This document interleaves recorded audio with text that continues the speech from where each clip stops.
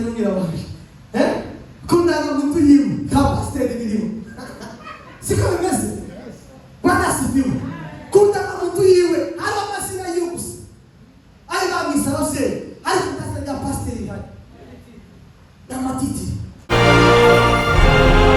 Yewe yacu yo kuvugira avuga ngo ituro Imana yishimira ituro Imana yishimira cyangwa se utangira nde ituro Imana yishimira cyangwa se utangira nde amen turasoma mu gitabo Mugakizi yasomyemo yansomeye imirongo umwe nayasoma indi ibiri kandi sinamubwiye ko ndibuze kubwiriza ahantu yasomye ariko muho nateguye nasanze hahuye naho yasomye ariko n'utuye kubanziriza Abaheburayo bisha 11 no ku murongo wa 4 gusa uwo wonyine ndasaba umuntu teve yacu yo kuvugira avuga ngo ituro Imana yishimira ituro Imana yishimira cyangwa se utangira nde ituro Imana yishimira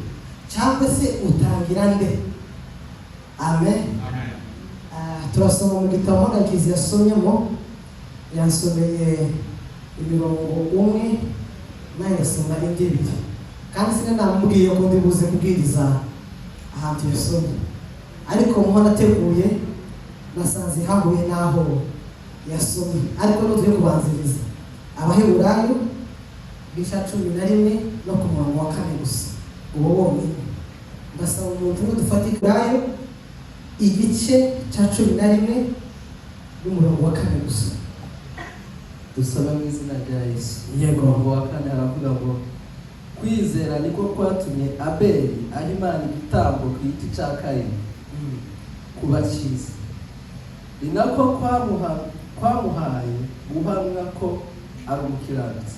amen Amen. Bwana asifiwe urasubiramo tushane haleluya ngo kwizera niko kwatumye Abeli atamba igitambo gishimwa n'Imana haleluya ni ukuvuga ngo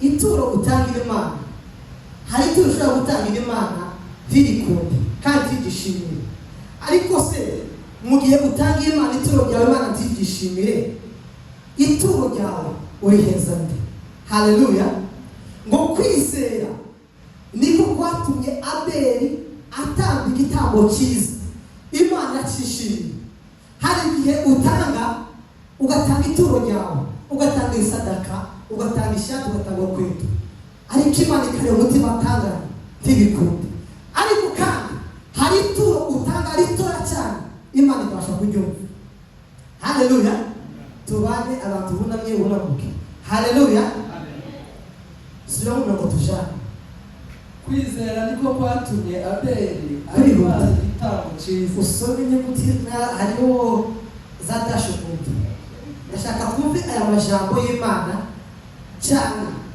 timuri kuvuga cyane ariko mwumva umuntu Bibiliya irimo gusomeka neza kwizera niko kwatumye Abeli ahimana igitambo k'igiti cya Kayini kwizera haleluya kwizera niko kwatumye Abeli atamba igitambo k'igiti cya Kayini haleluya amen tubane haleluya amen haleluya kwizera hari ushobora kwizera ijambo ry'Imana avuga ngo umukristo uzi kwizera neza umukristo wizera Imana n'uwizera mu bitagaragara ariko abizera mu bigaragara abacyari hasi cyane bameze nk'abafarisayo haleluya umufarisayo azizera ko yamaze kubona ikintu cyamaze kumushikira ariko umukristo nyawo neza ufite ijambo ry'Imana mutima asa yizerera ibitaraza kiri pastor amaze kutubwira Bwana asifiwe Wekose ngo bikanisa cyuzure hano ariko iwe yarakubona arababwira ntabwo nibuze kuzuba cyangwa se ubuzizere ariko umukristo wamenye ijambo ry'Imana asa yizerera iriya kure akizera uko ibishobora kugaragara bishobora kugaragara haleluya amen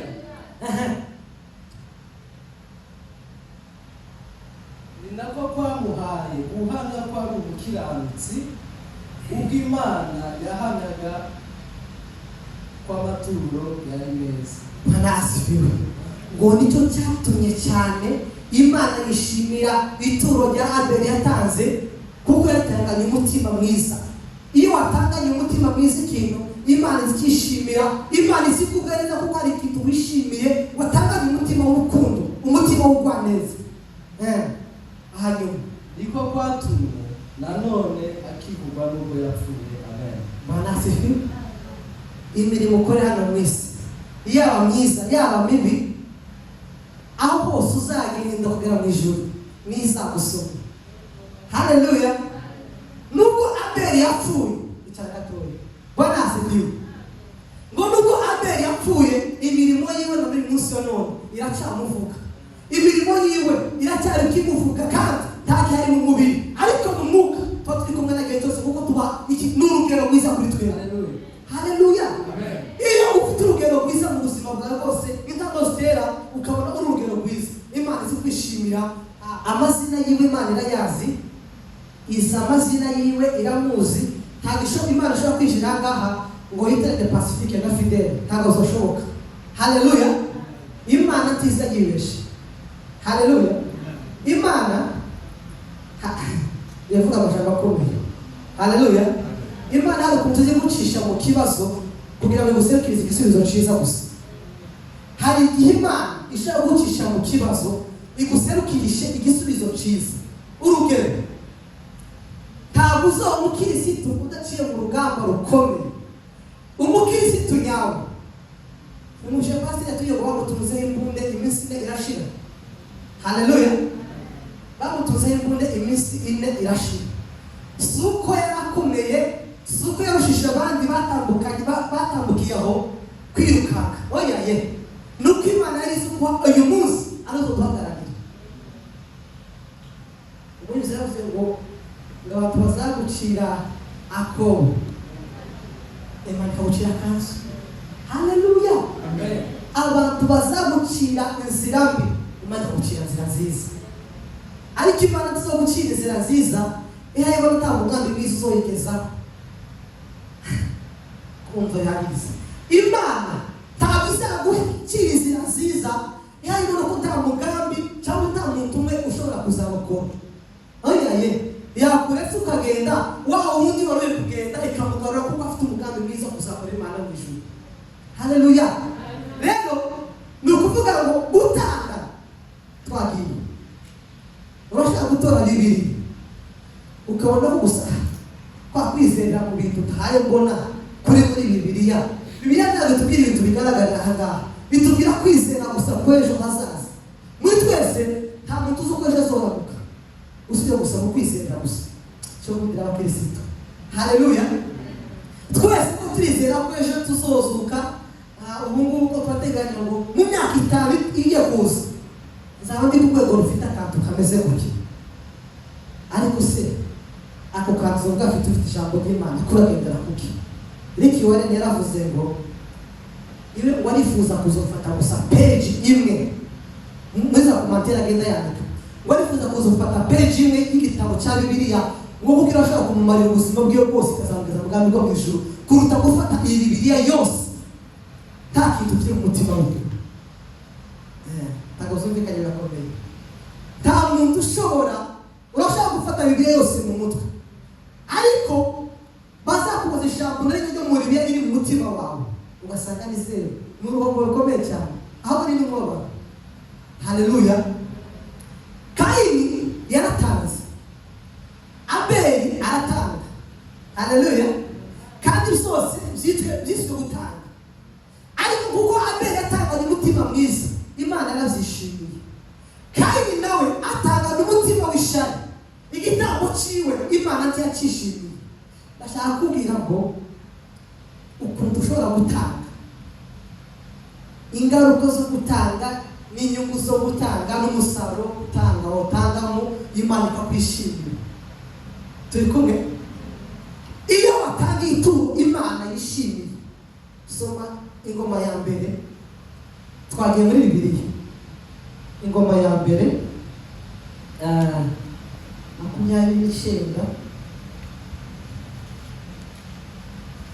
iminota yanjye baye mpaye singira cyane. ingoma ya mbere 29 umurongo wa 11 no kugeza ku murongo wa 15 usoma ijambo kuri ritujane twaki.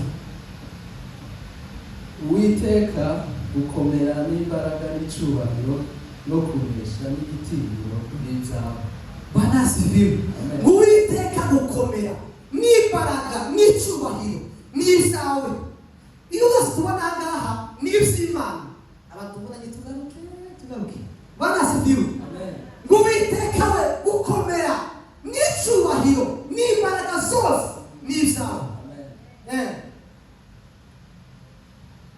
Kuko ibiri mu ijuru n'ibiri mu isi, ngo kuko ibiri mu ijuru no mu isi byose ari ibyawe. ubwami ni ubwawe, Ubwami ni ubwawe. Uwiteka ushizwe hejuru. Uwiteka ushizwe hejuru.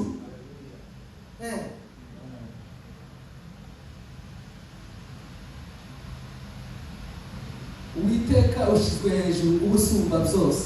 Uwiteka ushizwe hejuru kandi gusumba byose. Haleluya. Twumvikane. Uwiteka ushizwe hejuru gusumba byose. Atabuze na kimwe. Ijambo byose n'urutahura. Hari imbaraga zibamo zikomeye cyane. Ijambo byose. Umurongo wa 12. Ubutunzi n'icubahiro ni wowe bituruka Guma bazagarara. Ngo ubutunzi n'icubahiro ni ku Mana bituruka. Hejuru havuze ngo Uwiteka we imbaraga no gukomera byose n'ibyawe. Aha haratubwiye ngo ubutunzi n'icubahiro. Ubutunzi n'icubahiro ni wowe bituruka. niyo biturukaho gusa wenyine.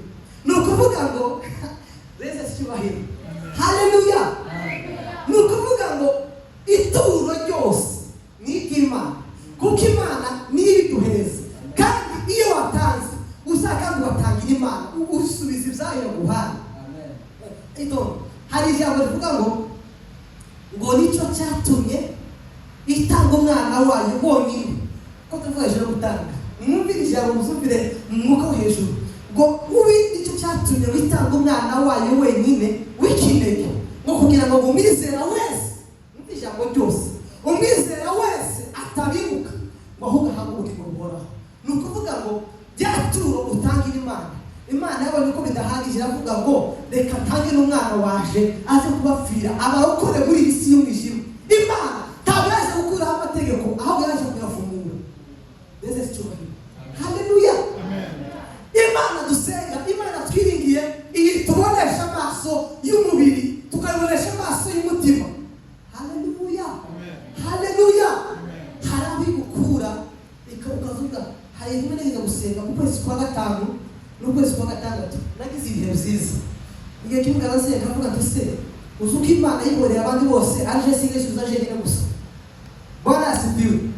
Mbona nasangira gutya akabona ibintu byanje n'amakenda zose ko biragenda gutya. Nasangira abandi zose ku murongo. Bwana asifiwe. Ariko iyo wisuze Imana uzigenda gahoro ijambo ry'Imana bakibabwira. Ese imvura iguye ikomeye yakomeza ikizamini.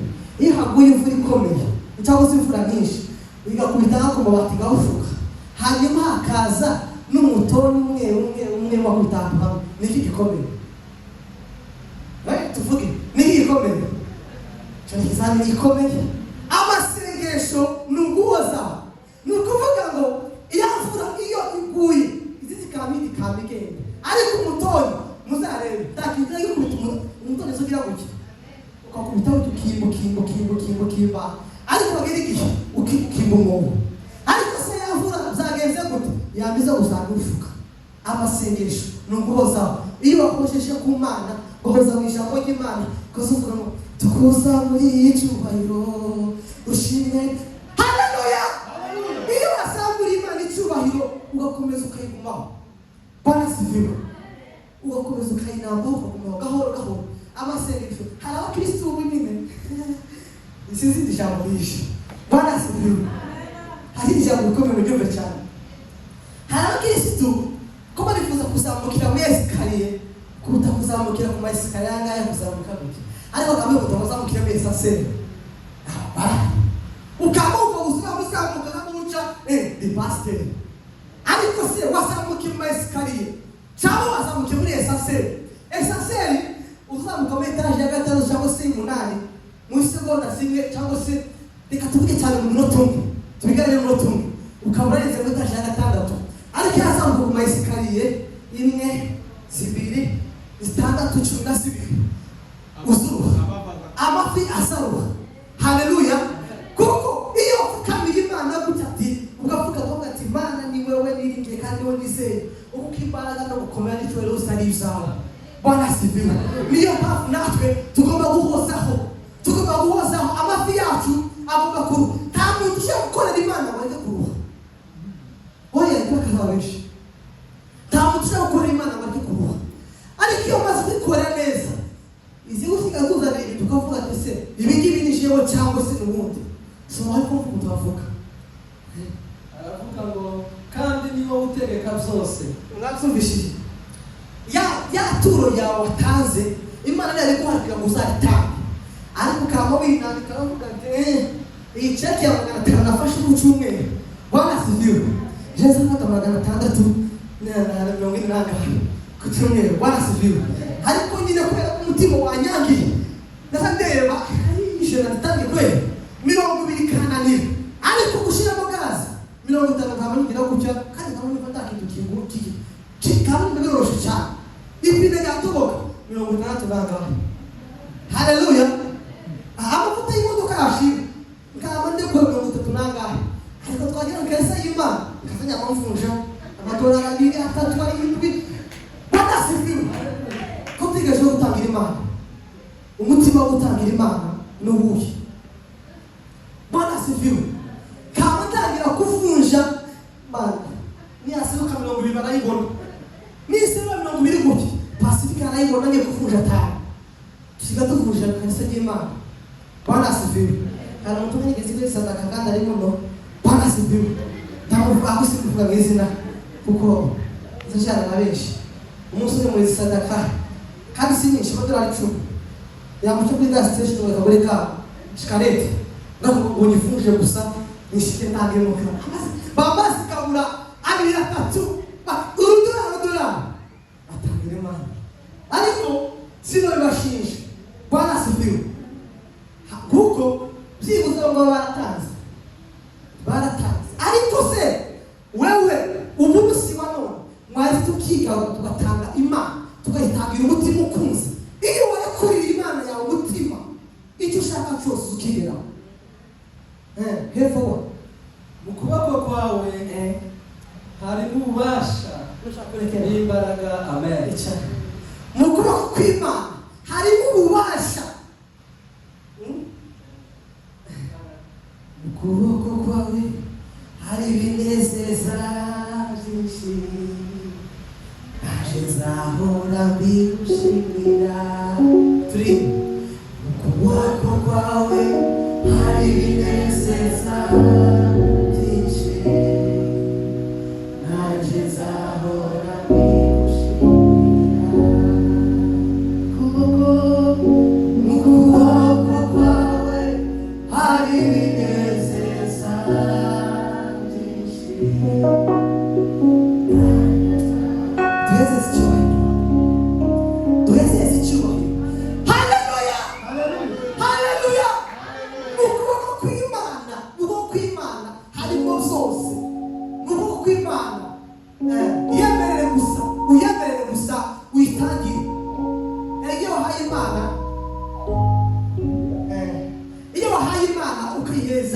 Ikivuye ku mutima ureke babwire Yuda yagize ishari akaza umuntu ndabigenda, ariko hari abantu bazi gutanga.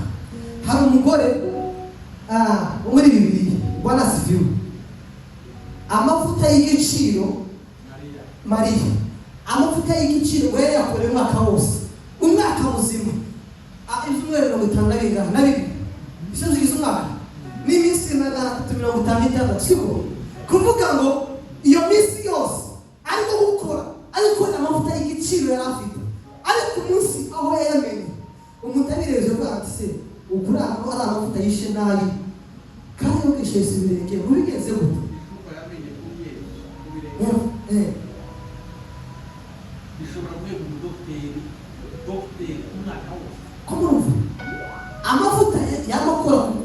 kwa mbere ukwezi kwa mbere umwaka urashira ariko araza arayamena kuko wari yamenyeho. Iyo wamenye umutima wa kuri Yesu Kristo, ijambo ry'Imana rizana ngo nimuzane imitima imenetse muyizane imbere y'amaso y'Imana. Dawudi nawe akavuga ngo Bwana asifiwe. Dawudi akavuga ngo Mana mu gihe wajyamye usigaganiza umutima waje, mu gihe wujyamye usenge Imana ubwire Imana ngo Mana sigaganiza umutima waje. Iyo umutima wawe no gusabana n'Imana, umutima wawe no kuganira n'Imana, uzutanga tumenye ko watanze, kuko iyo watanze ibikuze rero ziza kuruta izo watanze. Bwana asifiwe. Gutanga ngo bihesha umugisha, gutanga bihesha amahoro. Haleluya. Ejo bundi nageze hariya mu Bugande bavuye vuba, mbona abantu hari ukuntu bakenye, hari ukuntu abantu bashonje, hari ukuntu abantu nyine bameze ukuntu n'ukundi. Haleluya. Ariko ugasanga n'abandi bifashe neza bifashe ukuntu, ariko ukareba siko abantu uyu ni umuturanyi waje basibi, ugasanga afite ipantaro imwe, Fidela afite amapantaro 12, ariko nazade kama komeza kagurira abayandi abindi bakibagirwa. Bwana asifiwe. Hari igihe twigeze kwimuka tuvuye mu nzira tugiye mu yindi. Haleluya. Siko mu Nyanza. Haleluya. Turimuka tuva mu nzira tuja mu yindi, mbona imyenda ntari imperutse kandi yari ikwiriye neza pe. Ngire guti uyu nawe wari waje kabone ipantaro nabwo tukiviriye, iyi nayo yari yaje, iyi nayo ni yaje, ariko umutima uvuga ngo ndekure mbese umuntu umwe ipantaro cyangwa ishati bikabigorana. Mureke tugire umutima gutanga. Bwana asifiwe. Nasoma ijambo rya nyuma noneho nimunyumva neza biraza kubagwa neza cyane. Haleluya. Reka dusome igitabo cy'Abakorinto ba mbere 4:7.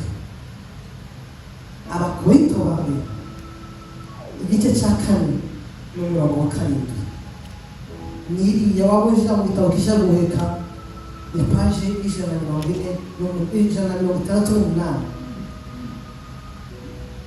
Igice cya 4:7. Reka some.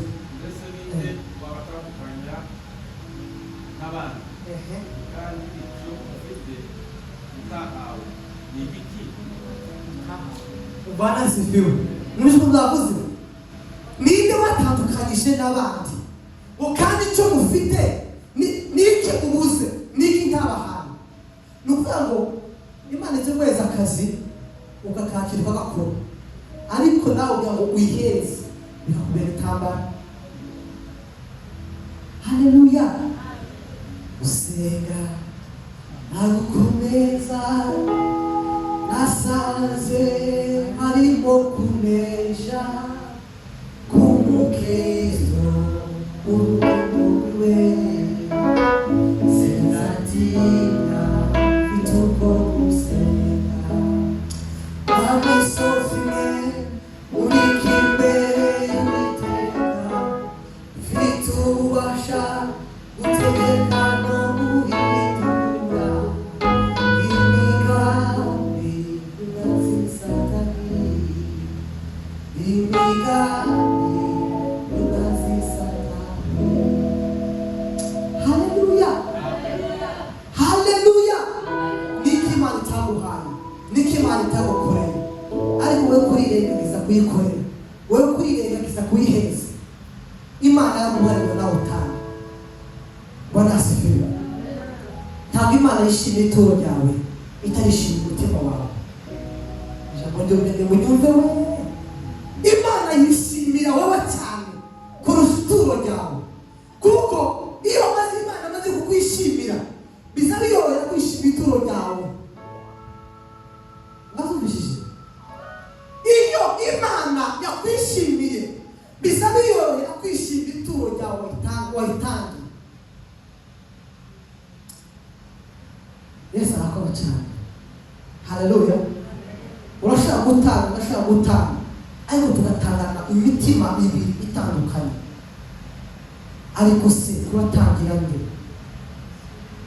mbere y'uko utanga ubaze wimenyete se ituro rihahende iri turo ritangiye nde tibigoye kwigarura tibigoye kugira ahantu ugarukira ukavuga turi munsi Imana ndaje imbere y'amaso yawe yongeye kandi kuzana umutima wo gutanga ijambo ry'Imana ngo timukaza mu nzu y'Imana ubusa gusa siko birivuga timukaza mu nzu y'Imana ubusa gusa uri gusa ushaka kuba waje ubusa nta kintu wazanye ariko ubutaha gerageza n'urudorari rumwe Bwana asifiwe. Abeli niwe ufite igitabo cyo hariya yatanze kandi gusa yarazanye ishari ryonyine kugira ngo Imana yishimire igitabo cya Kayini kuko cyari kinini cyane ariko Imana irebye umutima Kayini yatanganye Isaka Kayini nta mutima yatanganye mwiza Isaka Kayini yatanganye umutima mubi Isaka Kayini yatanganye umutima w'ishari ariko Abeli atanga igitabo gitoya Imana cyishimira kuko gitanganye umutima w'urukundo umutima wo kwaneza umutima wo gutanga haleluya gutanga biroroshye mwoza wumva uje kumwe n'ameza ngiye muri sije tayiraje ni ijambo rya pasiteri cyane tubona mu rwego rwa telefone tugaruke Bwana asifiwe haleluya iyo kumwe ameza ukamubwira gushyira ku meza neza ukamubona yewe kumbe Pacifique twaratonganyije subira inyuma gatoya ubwire Pacifique hari igihe ijambo ry'Imana rivuga muri Luka yavuga ngo hari igihe uzoza imbere y'amaso y'Imana uje gufata ifunguro ryera akawukora ifunguro ryera amaraso y'Imana akawukora kuko wayamworesheje icyaha ntabwo wihariye umutima wawe ntabwo weze Bwana asifiwe. Ijambo ry'Imana yakomeye umutima w'urukundo umutima wo gutanga niyo dukwiriye gukorera imbuto werera hano ziroroshe ariko imbuto werera hariya hanze zimeze gute Bwana asifiwe. iyo ababyeyi bacu batubona hano imbere babona ati ariko ndasaye neza kudarira neza ariko si hariya hanze bimeze gute bavanga urubyiruko hariya hanze ko turagira gute hariya hanze turi mu biki hariya hanze ko nariye guto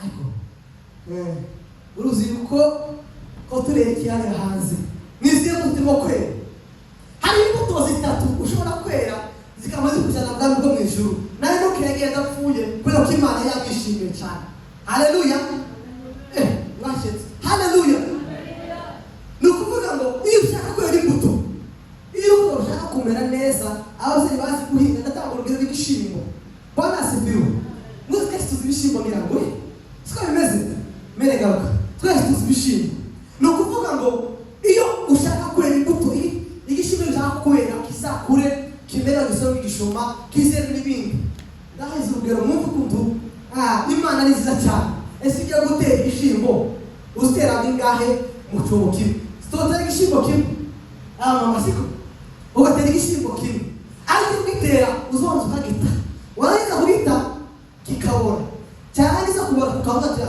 cyarapfuye kuko kiri mu ubutaka bukonje ubutaka buri aho ngaho igishyimbo kikabo uzogita hasi cyangwa gutakara kikabora haleluya cyangwa kubora kigatanga igashibuka neza kigakura kandi igishyimbo kirimo gukura kiza kiri mu mishugi cyangwa se kiri hehe iyo ubona gusa kiraserutse mu gitaka kiza giserukana umubiri mwiza ku buryo n'akantu kose wakoza gutya cyangwa cyacika siko zemera mama Bwana asifiwe. Ni ukuvuga rero natwe abakirisitu twinjiye mu mwuka aratazo rwo mu mubiri abakirisitu natwe rero ni ukuvuga ngo dukwiriye gupfa muri kamere y'umubiri tukazuka na kamere y'umwuka abakirisitu ba none dukwiriye gupfa muri kamere y'umubiri tukazuka na kamere y'umwuka kuko iyo ufite kamere y'umwuka izi kunezeza kamere y'umubiri ukaba umwuka usa wera w'Imana haleluya sigaje iminota 5 Bwana asifiwe iminota iragiye nateguye imisirindwe Bwana asifiwe none ni iminota 40 tuzi mingi z'amasaha Bwana asifiwe urebe pastor yarambwiye ndateguza nshakisha muri Bibiliya ndakora iki ndavuga iriya jambo urabona ibyo tugejeje muri standard imetero 40 sinzi ukuntu bigiye kandi nakora mutaragera haleluya mwebwe tugira umutima wo gutangira Imana twere imbuto nziza mu gutangira Imana iyo watangiye Imana ntabwo urubamo iyo watangiye Imana turuhomba iyo watangiye Imana irakwishimira haleluya haleluya haleluya nukuri iyo ubonye igishimbo kirameze kirazamutse kikazamukira mu mishuki timugire ngo izi n'imbaraga ikoresha kuko ari hasi kiba gifashe umukristo mwiza nawe tugomba gushora imizi muri Yesu Kristo iyo washoye imizi muri Kristo gushiruka kwawe bize ngo nikayanze ubatse ku musenyi imizi yaza gusa igatemba ariko iyo ubatse ku rutare iyo ubatse ku ijambo ry'Imana iyo ubatse ku Mana neza imizi ziza ibibazo bikaza Bwana asifiwe sisi kuzaliye kuzaliye kwa biateme iyo utahani mapesa kama ndi mwana zabwira ngo Bwana asifiwe abasina bakwiti Imana ashobora kuhindura Bwana asifiwe sisi kutubishi isina abantu bakwita hapo Imana ashobora kuhindura ndavuga biri gusa Bwana asifiwe hano iyo mufakazi Imana ndibara kwisi mufakazi Bwana asifiwe kuko abantu bakwita mufakazi baze gutakaza umugabo ariko Imana tizire gufakaza izere umutima wawe Bwana asifiwe amazina atakwita hano ukamuzana bakwise pastor Bwana asifiwe bakwise pastor tuna kubunyini banyita president wawana mission andagada hano mwe worship tutoa tuyoboye rimwe wa president abo ndika bakodikite ni biruze gaho atawame Bwana asifiwe aina mazina banyita hano alikima halizi kwita ikutungana wayo Bwana asifiwe Imana ikutungana wayo gusa igashira wakadobe kavuga ati n'uyu umwana waje kunda kawishimye n'uyu nguyu ibindi byose namazina y'abasivisi na gusa uzarebe Bwana asifiwe ikabaze pastor n'umira waje kundaga muntu yiwe ka pastor n'iriwe siko bimeze Bwana asifiwe kundaga muntu yiwe ari amazina y'ubusa ari bamisarose ari kutasa ya pastor ihari namatiti haleluya ugasanga abandi akina mu kanisa kundaga muntu yiwe akina mu makanisa uyu nguyu jana pastor pianiste kwizina yiwe kuri telefone yiwe kwa mucuranzi ana pianiste Pacifique niko yanditseho hari kuse pianiste iri kuri na muntu yiwe oya haleluya amazina twita abantu hano ahanze amazina twita Imana ile bikiri mu tukavuga yo wewe mwana wanje kunda kawishimira umwana wanje kunda kawishimira Imana yakwishimira atazakwita amazina tuzuyumva hari igihe utakwita izina kavuga ati yo dore cyakimuga kuko wavunitse ukabwita ikimuga nawe ukamwemera ati yo ndikimuga Bwana asifiwe ariko Imana tireba ikimuga ireba ubuzima ufite mu mutima wawe haleluya Imana ireba ubuzima ufite mu mutima wawe ufite ubuzima bwiza ufite umutima mwiza awacha hose atazakwita amazina ati yo dore cyakimuga wowe kamuvuga ati yo timuzi ko umwana w'Imana kandi Imana yishimira Bwana asifiwe mureke Imana iguhindura amazina bitewe n'abandi bantu ushobora kubakwita kabari Imana wemera ko abantu Imana kwita Bwana asifiwe mureke babwire kandi gatukana tuzabe kuba umuntu mwiza nabwo ariko tuzabe kuba umuntu mwiza yazumika tuzabe kuba umuntu mwiza iyo akomeza kuba umuntu mwiza uzukomeza kuba umuntu mwiza wa ndakakwigana kuko usanye imbuto nziza tugahinduke ukamuhora gusura mwiza Imana atiye amafesi yacu yaye Imana atiye amasura ire umutima wawe ikitegeza umutima akavuga ati yo uri n'umutima uri n'umwana waje bindi jambo rikomeye Bwana asifiwe Imana sikimota twaza dusenge none dore sinzi uko tubigenza.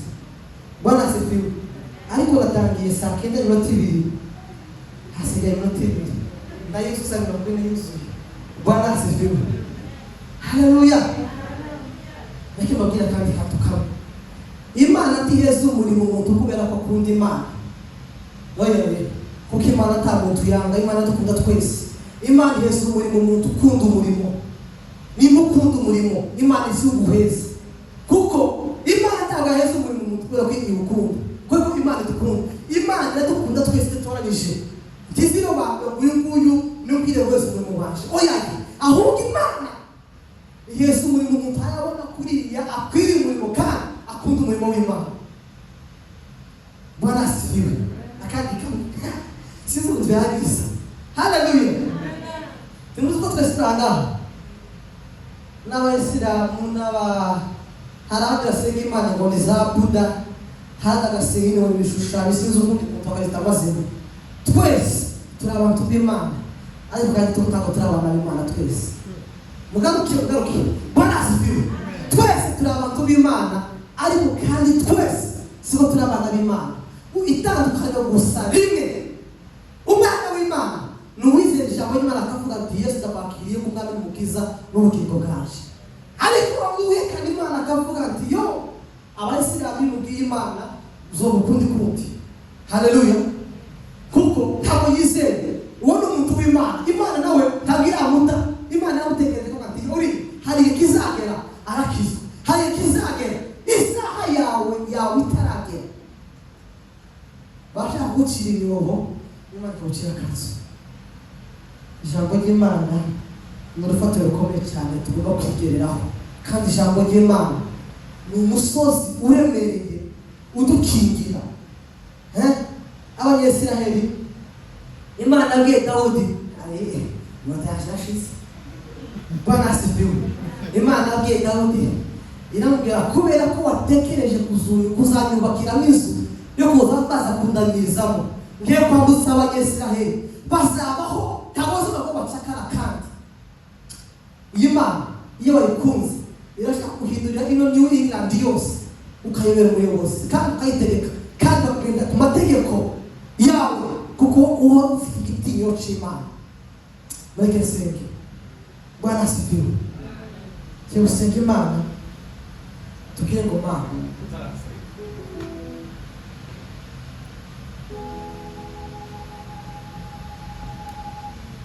bikamuganira bukeye. Iri jambo ry'Imana yavuze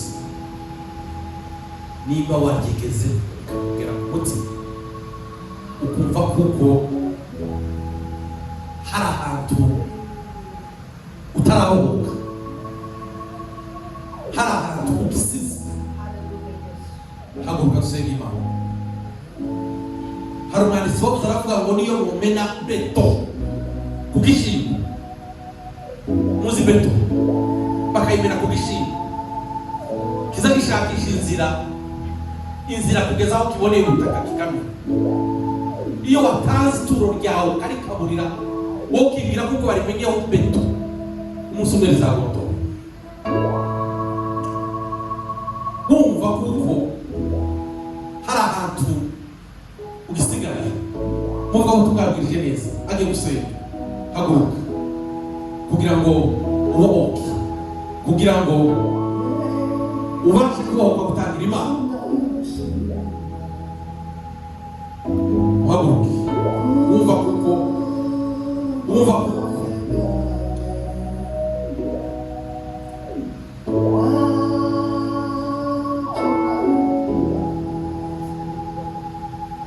katika bakayba katavuga ngo timukivugana timukiremerana icara gukore watanize kane kugira utazibagirwa uzageza he no kugira umutima utababarira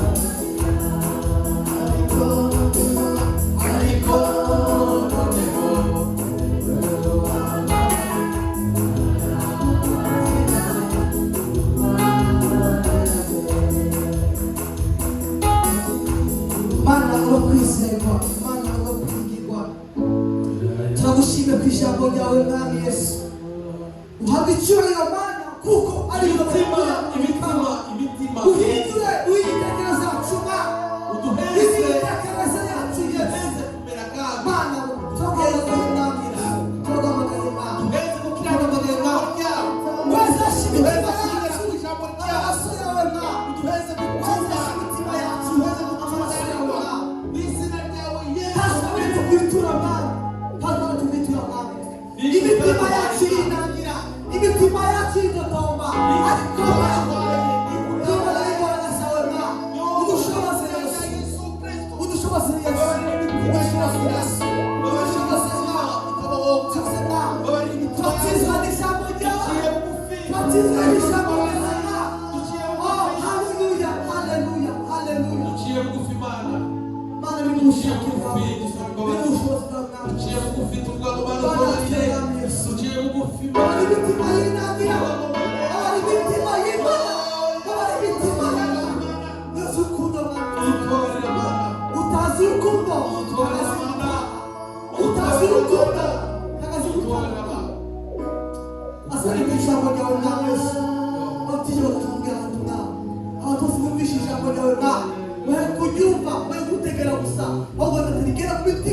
ibika mitima yacu ishamize imitima kugira ngo data katanywa komisho icyo cyawe kubona muzagesteka byose amen.